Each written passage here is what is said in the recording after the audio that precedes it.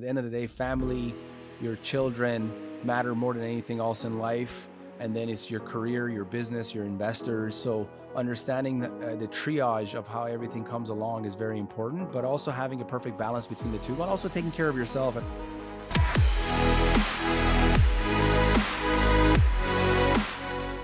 Welcome to the Build It to Billions podcast, also streaming on Capital Gains Tax Solutions podcast, where we guide successful entrepreneurs and investors on their way from scaling from millions to billions. And we believe the key to scaling and compounding your wealth in life starts every single day with a mindset and practice of stewardship over ownership and applying billionaire biblical principles. Our ultimate goal is to help you scale and compound your wealth in life so you can give more or all of it away to help MVPs. My name is Brett Swartz, and each and every episode, we are joined by some of the best billionaires, millionaires, and entrepreneurs, where they share their stories and secrets with us so we can level up. And today is going to be no exception. I'm excited about our guest. He's from Canada and Florida, and he is the co-founder and chief investment officer of CPI Capital, which is a private real estate equity firm, and its mandate is to acquire multifamily assets utilizing the value add Bruns while partnering with passive investors. Value add business model by partnering with passive investors as limited partners. And he's been instrumental in closing over $208 million of multifamily assets since inception, and so much more. He's also the host of Real Estate Investing Demystified podcast. Please welcome to the show with me, August Biniaz. August, how are we doing? Good, man. Thanks for having me. Absolutely. Good to see you here. And for our listeners, get to know you for the first time. Would you give us just a little bit more about your story and your focus? Yeah, absolutely. My story, I'm, as you mentioned, the chief investment officer of CPI Capital, the co-founder. I've really been in real estate most of my career. Started out as a real estate agent many years ago. Always wanted to scale, and started building single family homes at some point as well in my career. I was building both custom and spec homes. Again, always wanted to scale and realized there was a way to put together funds and syndications and raise money. Also looked around kind of my space in West Coast of Canada and Vancouver, realized the yields were just not there. The returns were just not there. And we were at the mercy of foreign investors and other factors, and really restrictive rent control laws and other not very builder and investor friendly laws. So look across the border and realize that we might have a somewhat of a monopoly to be able to allow Canadian investors to have exposure to U.S. real estate. And that was really the spawn of co-founding CPI with a couple of great partners. And that's where we're at today. Fantastic. And today we're going to be talking about just the, passive real estate world that we're in right now, and what we're seeing. We're going to talk about some build to rent, and just kind of the overall strategy that you're looking at for 2025. I'm coining 2025 the year of the tap out, August, right? And if you do jujitsu, at a certain point you got to tap out, right? Meaning like your debt is reset. It's actually just pouring into the boat, and the boat's coming out. And so those that unfortunately maybe bought a little bit too aggressive, and the debt and the insurance and all those things. So the year of the tap out, this is finally like they're just giving up and giving back to the bank. But I mean, what's your sense on that? Do you feel like this year's the year of the tap out?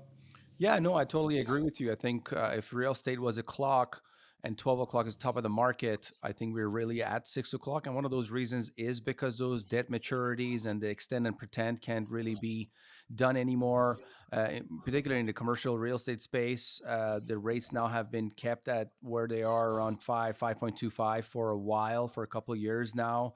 They were rapidly increased by the Fed to fight inflation, which was caused as a result of COVID and that post-COVID money printing that took place. A lot of syndicators or funds and investors, this is on the institutional level, even some of the Wall Street firms also got themselves in trouble. Blackstone gave the keys back on a property in Las Vegas back to the banks as well. So it happens on every level, but it really started post-GFC. Post-GFC, when the subprime mortgage crisis resulted in the U.S. economy going into a full-blown recession. That's why it's called the Great Financial Crisis. The rates were brought down to near zero. This is a Fed's funds rate. So there was a lot of cheap money out there, and a lot of groups got used to putting on cheap debt on deals and buying properties, pennies on the dollar, and really went on a bull run from 2011. And the reason I say 2011, not 2008, because the bottom of the market was really 2011, not 2008, because the foreclosures and the liquidation really took place in 2011. That's when you saw the market coming and turning back around in 2011. So that was the bottom of the market. From 2011 to 2019, institutions went on a bull run in commercial real estate space because of the cheap debt that was available to them. And they also got used to really bridge debt. Bridge debt is meant for in real estate to bridge you. The name is on it. It's supposed to bridge you from point A to point B. You have a property that needs some quick renovations, it needs stabilization. You put bridge debt and then you refi out of it. But syndicators got used to putting bridge debt on deals, and it became sexy. So when COVID hit, and at 2019, we were right around correction time. Anyways, it looked like that the market was potentially going to a possible recession as well. But COVID came along and it's kind of saved us. For 3 months, there was no deals. Post COVID, again, the Fed dropped rates to the zero and kept it there for a while. And the same syndication groups that got fat during the bull run, now they were again getting cheap debt and putting deals under contract and structuring deals on bridge debt, but not realizing that the Fed was going to increase rates at such a rapid pace, at such a velocity. And they had, commercial real estate has a 3 to 5 year term in most cases. And when those terms came up, now that when they were refining, their rates was much higher. Their rate cap was expiring. The insurance policy you buy on the commercial mortgages was expiring. They had to refi, but their property was not worth as much. So they had put this high octane debt, 80% LTV, put down 20% equity and 80% debt on their deal. So it's high octane at a floating rate. They fixed it for a few years, but their term was up. The issue was that because of market dynamics, now their property wasn't worth as much. So their DSCR was below 1. So on the property that they had got a 80% loan to value, their property was worth less. So they're sitting at 100% loan to value or even more. So the lenders are like, hey, you got to inject more equity into the deal or we're going to foreclose you. But then also the federal government got involved and told the banks to ease it a bit. And that's hence you hear the word extend and pretend. But as you've alluded to, the time has now come. So, with $500 billion of commercial loans maturing this year, you're seeing a lot of, larger groups going into distress. A lot of syndicators are giving keys back to the bank. And unfortunately, LP equity is getting completely eroded away as a result. So let's talk about this. So I always like to go back and say, 2008, what would I have done differently, right? And then even like 2019, what would I have done differently? And then even now or 2025, what would I have done differently before interest rates? These different time frames. And to me, you've got to be able to control three things: tax flow, cash flow, and debt flow, right? And you've got to know when it's a good time to be in debt and a good time to be out of debt, right? To me, when the market is saturated and just people just pouring in and just, like you said, high octane debt, get out of it, right? Like you've got to know that this is dangerous. It's like, the flashing red on the screen here, right? Get out of the debt. And then on the other side, when everything starts to tighten up and you have opportunities. So talk to us about how you approach the mindset of when to be purchasing, when to be holding back, when to be into real estate debt and lending versus when to be into equity and buying and or even building with the BTR. Like, well, how do you walk through that strategy, August? How do you figure that out? Absolutely. No, just adding on to what you were mentioning is, as far as debt, is not only that is a good time to put debt on a deal or not, or should you put debt, is what type of debt as well, right? So we have all different types of debt that you can put on. And the reason that real estate has really beaten the equities over the last 100 years is because we get to use leverage. You can't use leverage to buy equities. But it also depends. When you look back, historically at a lot of large institutions that have failed, large investors that have failed, is mostly been debt issues, debt distress. It hasn't been operations. In some cases, operations. Obviously, you have cities that the economic drivers leave, like Detroit's of the world and what have you. Those things do happen. You have cataclysmic events like COVID and what have you, and other situations that take place. But putting the right debt on deals is probably the best way to go about doing deals. And another factor very important aside from the actual economics and the analytics side of things and kind of the math part of it, the other part of it is emotional, which is your equity is coming from investors. When LPs have seen so many deals uh, going into distress, so much LP equity getting wiped out, they're very hyper cautious to want to get involved. And the first question is they ask is, what type of debt are we putting on this deal? So on our last deal that we closed, we're just in the process of closing on a deal currently, but the last deal that we closed in July 2024, Atlas at Bay Point in St. Petersburg, Tampa MSA, somewhat close to you, we put a 55% loan to value. So it's not leveraged at all. It's a very conservative type of loan to value. We put a 5 years fixed agency, meaning agencies, Fannie Mae or Freddie Mac. It was a Freddie Mac loan. So very conservative loan on the deal. It was 5.7 or 5.8. We're cash flowing day one. That's how you not only secure yourself as far as the debt you're putting on the deal, but you also assist with that investor sentiment that's really in a hyper cautious phase. So, hey, telling your investors, hey, we have great debt on this, nothing to worry about. Now we got to focus on operations and executing the business plan.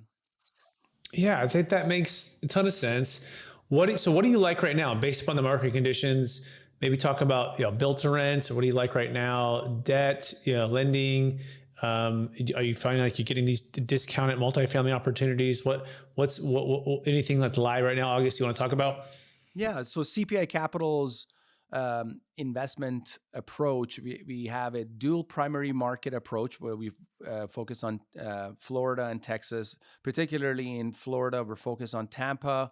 In Texas, we're focused on San Antonio. We feel San Antonio has a much longer runway. It's an hour and 20 minutes from Austin. So those are the two markets we're looking at. And the business and the asset class and the business model we utilize is multifamily value add. What that means is why a somewhat older apartment community that has a need for renovations, updates. We buy that, we update it, increase the net operating income, increase the value as a result, and exit the property in 5 years approximate time limit. On the build to rent side, which is a different asset class, is similar to multifamily, is basically horizontal multifamily, but we're actually building communities of duplexes from the ground up and selling these to end user buyers. So these are not LP investors who are funding the equity. These are investors who are buying these duplexes for cash flow in a market that's in need of supply. So those are the strategies we're utilizing.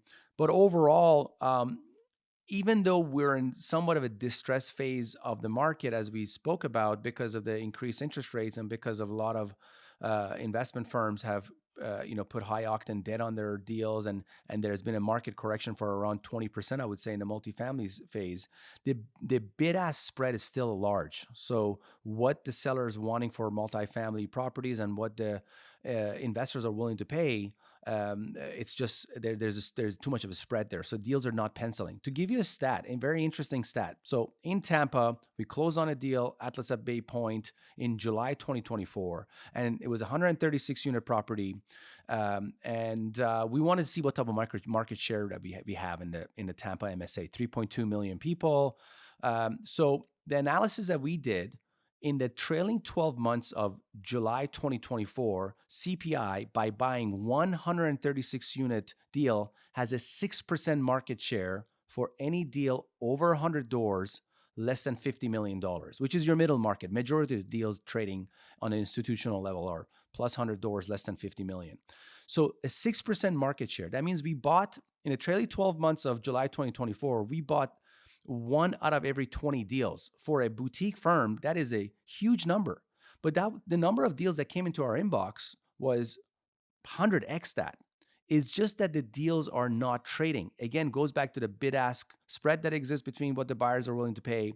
And the sellers who are in actual distress where they're giving the keys back to the bank, those deals are not even hitting our inboxes. Those deals are being done in behind curtains. A bank that has foreclosed on a deal is not going to come now, put it on the market and have some syndicator try to go raise money for it. They're going to sell that either to a cash buyer or a REIT who's coming in and buying the deal. So you're not seeing many of those distressed deals available. There's some risky capital deals, but as far as a transaction, you're not seeing a lot of deals. So my point here being is that there are a lot of deals coming to the market. They're just not transacting. They're not selling. BTR is a bit of a different strategy, but I'll stop there for a bit before getting into that. Yeah, I agree. I mean, I think 2024 is the year of the pregnant deal, right? And like almost, and just kind of, stalling out or waiting till 2025. 2025 is the year of the tap out. And then there's got to be finally a new normal for and we're not quite there yet of what transactions velocity cadence is going to be. Of course, every market's different. Of course, every product type is different. But it's, it's interesting. So, okay, I'm with you. So what else? What else is kind of on your mind for investing right now, or anything else that you guys are doing that's kind of interesting? Yeah, BTR. Maybe I can speak a bit about the BTR asset class. So what is this asset class? BTR, most people have never really heard about it. Built to rent, single family rental. And we need to go a bit on the history lane here to understand what is this asset class. So the commercial real estate umbrella, which is a sector, it has multiple asset classes that fall under the commercial real estate umbrella. So you have multifamily, you have office, you have retail, you have hospitality. So a lot of these different real estate asset classes fall under the commercial real estate umbrella.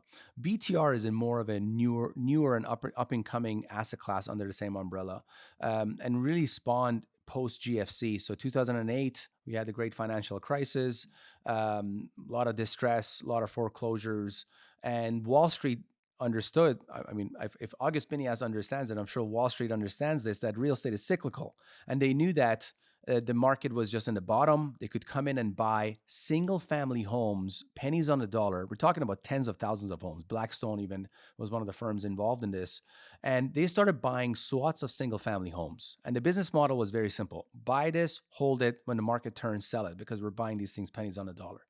But what they did is they actually started managing these communities of single family homes. They actually started renting them. And they realized they actually operated a lot like multifamily. They're horizontal multifamily.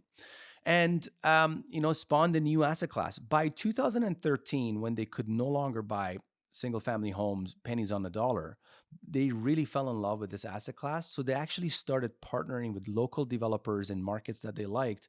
Tampa, in Dallas, in Phoenix. Phoenix was the biggest one, actually. And they started building communities of single family homes for the purpose of rent, which resulted in all of these communities. So they're managed and operated very similar to multifamily. They just serve a different demographic, because the rents on a per square foot basis are very similar to multifamily, but the units are larger. So the rents are a bit more. So this is more for somewhat higher income earners who want to have the convenience and safety of living in a single family home with a garage, nobody living above them, nobody living next to them, but they're again in a community of other renters. So if you rent a single family home in a neighborhood, you might be the only renter there. Everybody else owns. There might be some level of stigma there. But if you rent in a community of single family homes, everybody rents. There's amenities in a lot of cases, and they have the flexibility of moving in a few years if their job situation changes or they want to live somewhere else. So that was kind of the history and background about BTR. As far as our involvement, I personally have been very bullish on BTR. I'm the chief investment officer at CPI, so I've always been pitching BTR deals to us. We tried to work on one a few years back in Tucson, and the deal just didn't pencil because the Fed was increasing rates. But now we have partnered with a local developer in San Antonio, and we're building 30 duplexes, 60 units in a Helotes market, which is a very upscale market. Let's break that down for a second. Okay, so it's 60 units, you said, right? 30 duplexes, 60 units. Okay, yeah, 30. Okay, and so how long from purchase of the land to the development to the fully occupied or rented? Like, walk me through that kind of timeline. Quick step back. So usually build to rent deals are done in a way where a developer buys a piece of land, builds community of single family homes, stabilizes it, brings it up to 90% occupancy, and then sells it to an Mhm. institution. That's a conventional Right. way of BTR. Or when that institution is done with their business plan, they're exiting it, we come in and we buy it, we do some renovations, and we continue our business plan. This particular one is a bit of a hybrid model, it's a bit different. So we've partnered with a local developer.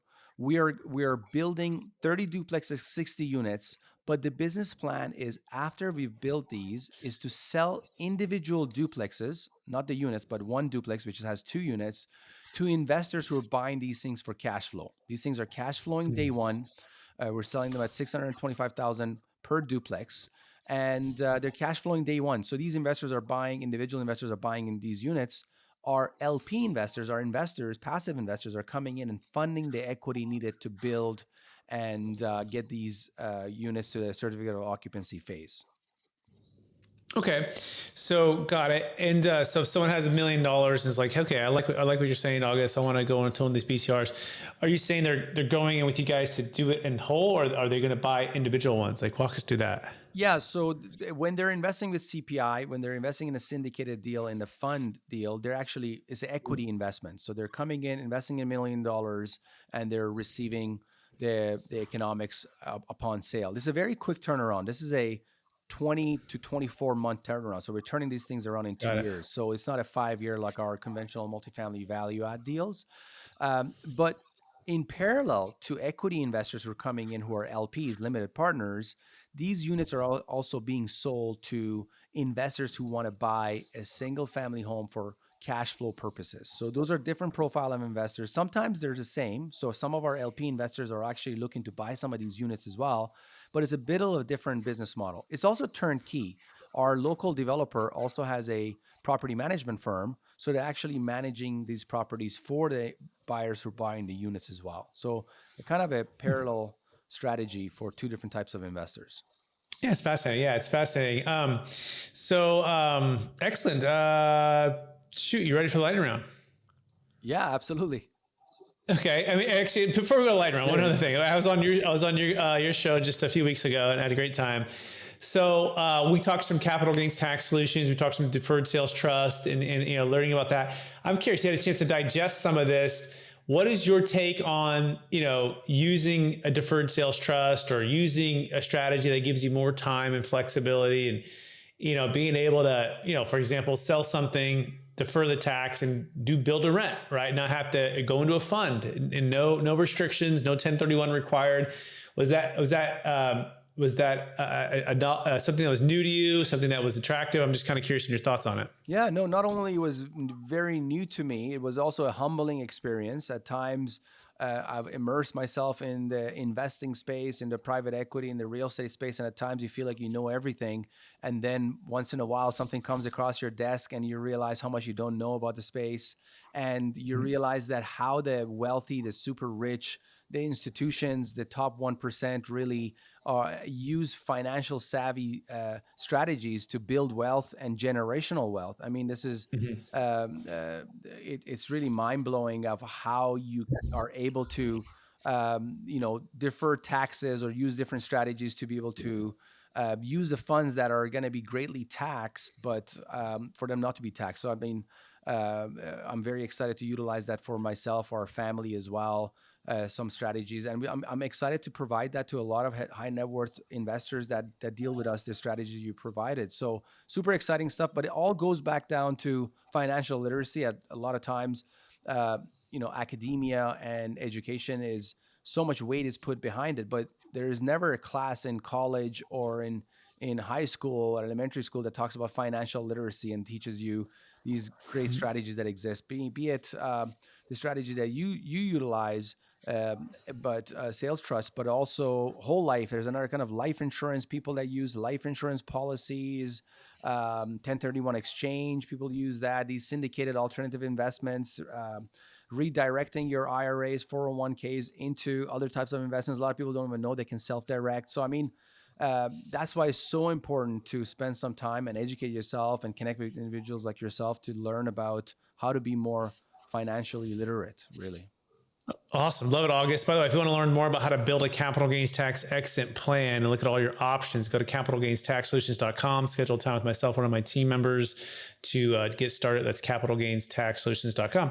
All right. That being said, August, you ready for the lightning round? Absolutely. All right. Knowing what you know now, if you go back to your 20-year-old self, what's the one gold nugget? Make sure you tell yourself to do. Ooh. If I went back 20, the ship might have been sailed by then. But all right, I will. I definitely would say, and it's an advice I would give my sons as well, as soon as they get a bit older. But it's focus.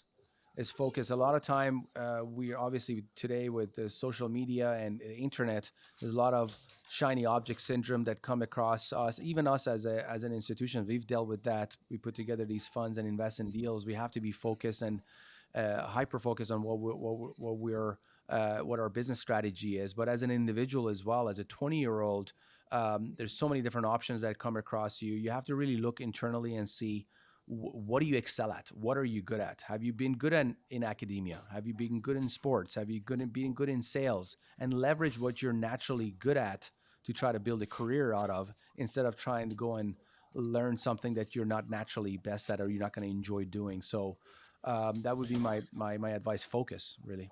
Awesome. Sounds great. Question number 2, what's the number one book you've recommended or gifted the most in the past year?